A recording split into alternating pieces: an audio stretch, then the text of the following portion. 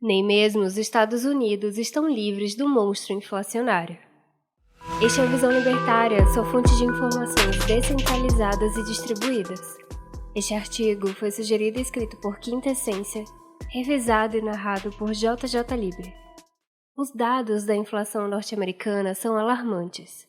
O aumento de preços entre os meses de fevereiro e março deste ano foi de 1,2%, e o acumulado dos últimos 12 meses já atinge a marca de 8,5%, a maior taxa de inflação registrada nos Estados Unidos desde 1981. Ou seja, nos últimos 40 anos, não houve um aumento generalizado de preços tão substancial quanto o atual no país governado por Joe Biden. Naturalmente, as taxas oficiais de inflação nos Estados Unidos, assim como aqui no Brasil, são incorretamente baseadas no aumento dos preços no mercado, algo que é apenas o reflexo da real inflação e não a sua causa.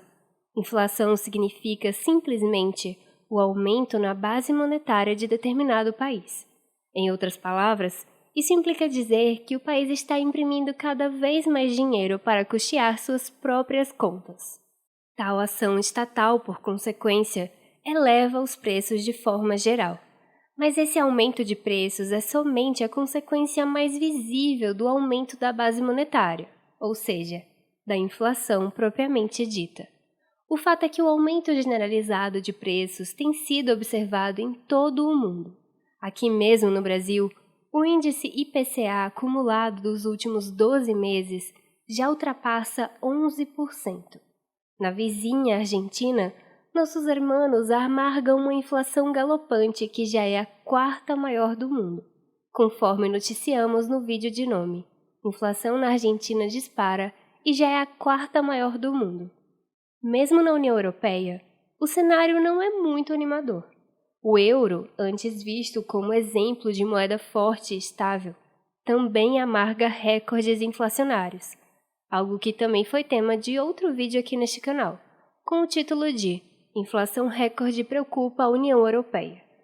O caso norte-americano, porém, é o que mais causa alarde, dado o grau de relevância de sua moeda, o dólar, no cenário econômico mundial. A gasolina, de forma não surpreendente, é a grande vilã do aumento de preços nos Estados Unidos, 11,3% de aumento nos últimos 12 meses.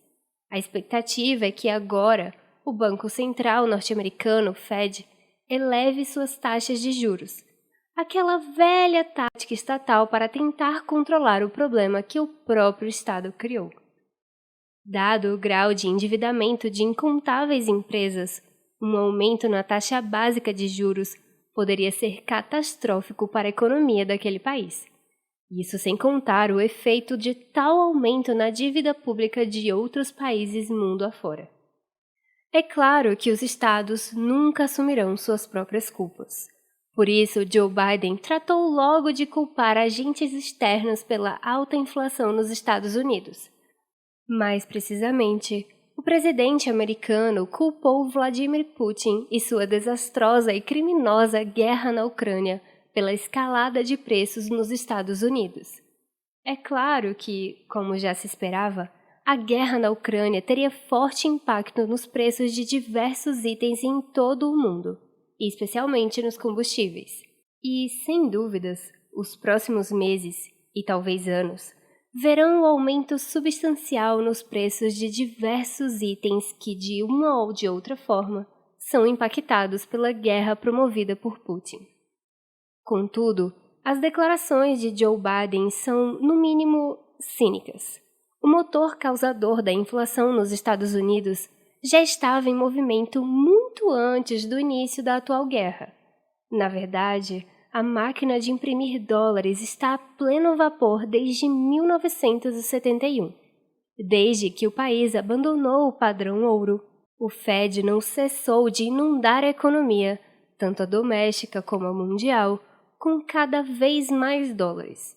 E se esse movimento inflacionário já apresentava um crescimento acima do antigo padrão a partir dos anos 2000, o que Joe Biden fez com a máquina de imprimir dólares não tem precedentes na história da humanidade.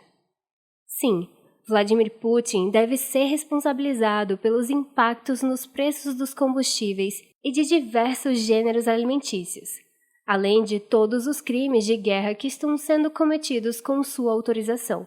Mas colocar toda a culpa da destruição do valor do dólar na conta de uma guerra iniciada há mais de 2 meses é uma atitude de uma tal hipocrisia que só poderia ser esperada do chefe de uma máfia estatal de tal porte.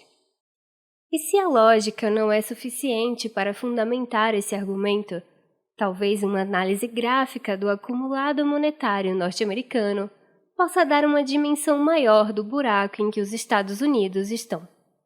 Um primeiro olhar no gráfico do agregado M1, que é basicamente o somatório de todo o dinheiro físico em circulação e de todos os depósitos bancários à vista, lhe fará desconfiar de seus próprios olhos. Talvez você queira recarregar a página de seu navegador para conferir se o site consultado não está apenas bugado. Mas o fato é que, sim, no ano de 2020 a base monetária norte-americana triplicou, numa experiência econômica bizarra que atirou, no contexto da pandemia, mais dólares na economia doméstica do que os 200 anos anteriores, somados. É claro que esse insano ritmo não foi mantido, mas o fato é que o Fed não parou de imprimir dinheiro desde então. De meados de 2020 para cá, a base monetária norte-americana recebeu um acréscimo de mais de 5 trilhões de dólares, um valor 3 vezes maior do que o PIB brasileiro. A justificativa, como não poderia deixar de ser, é a necessidade de fazer a economia girar, para vencer a crise provocada pelo patógeno. Ou, como seria mais correto dizer, pela crise provocada pelo Estado durante os últimos 2 anos. E não apenas os resultados de tais incentivos são questionáveis, como também suas consequências a médio e longo prazo são desastrosas. O remédio para conter a inflação é basicamente estancar o movimento gerador desse efeito. Em outras palavras, parar de imprimir dinheiro. Tal ação não tiraria a liquidez atual da economia, o que manteria os preços nos atuais patamares. Contudo, os preços tenderiam a se manter estáveis, de forma que não veríamos aumentos generalizados daí em diante. Apenas as pontuais flutuações em alguns produtos, algo que é normal em uma economia livre. Contudo, é certo que não veremos os governos atuais interrompendo a criação de dinheiro do nada, porque suas estruturas infladas dependem desse dinheiro sem lastro. Ou seja, as moedas estatais estão condenadas, e com elas também a economia formal dos países. Eventos inflacionários sempre foram corriqueiros em países da África e da América Latina, acostumados a constantes trocas de moedas e a confiscos de liquidez monetária dos cidadãos.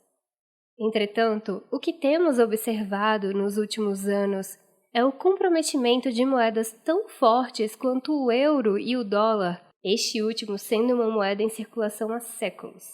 E, diferente dos efeitos da inflação em países do terceiro mundo, a destruição do valor do dólar terá, sem dúvidas, efeitos catastróficos para a economia mundial. Talvez a crescente inflação norte-americana esteja nos indicando a chegada da pior crise econômica que já vivenciamos. Não há alternativa para os Estados Unidos, assim como não há alternativa para a Europeia.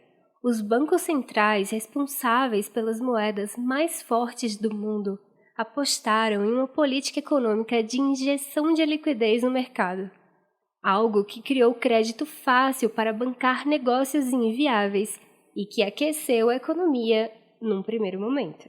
O descalabro monetário foi ainda mais intenso no período da pandemia, mas como a economia foi mantida fechada por determinações estatais, os efeitos da inflação não foram sentidos na época.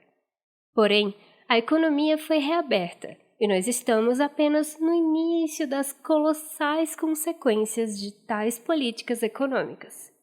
A opção do Fed e também do Banco Central Europeu será aumentar a taxa básica de juros para desestimular o consumo e retirar liquidez da economia. Isso, porém, levará inúmeras empresas endividadas à falência e diminuirá o giro da economia como um todo. Em outras palavras, teremos falências e reduções nas receitas de grande parte das empresas norte-americanas, europeias e, como seria de se esperar em tais casos, do restante do mundo. Trata-se de uma situação em que o remédio é tão prejudicial quanto a doença. Ou, como nós brasileiros costumamos dizer, os bancos centrais estão em uma sinuca de bico. A atual situação econômica é insustentável, portanto, é apenas questão de tempo para vermos as moedas estatais desabando por completo. Esse era um movimento em marcha há décadas, e a pandemia e, mais recentemente, a guerra na Ucrânia apenas aceleraram essa tendência. Agora é o dólar que sente os impactos das ações descontroladas dos bancos centrais. E quando essa, que é a moeda estatal mais forte da atualidade, colapsar, todas as demais irão para o buraco também. O que sobrará da economia mundial depois de tal crise? Bem, nos resta apenas especular. E o que é ainda mais interessante, nos proteger. Todo aquele que confia todo o seu patrimônio à capacidade estatal de controlar a economia está destinado à ruína financeira.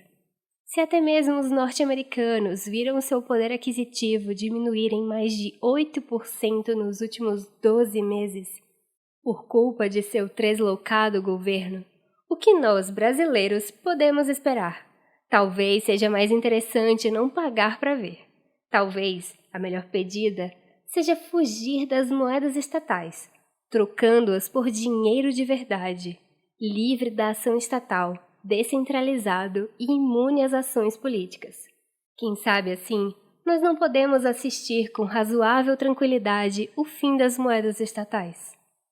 Obrigada por sua audiência. Se você gostou desse vídeo, não se esqueça de curtir e compartilhar com seus amigos em suas redes sociais. Se você deseja ser notificado de outros vídeos, inscreva-se no canal e clique no ícone de campainha. Escreva artigos você também. Acesse o nosso site visãolibertaria.com. Até a próxima!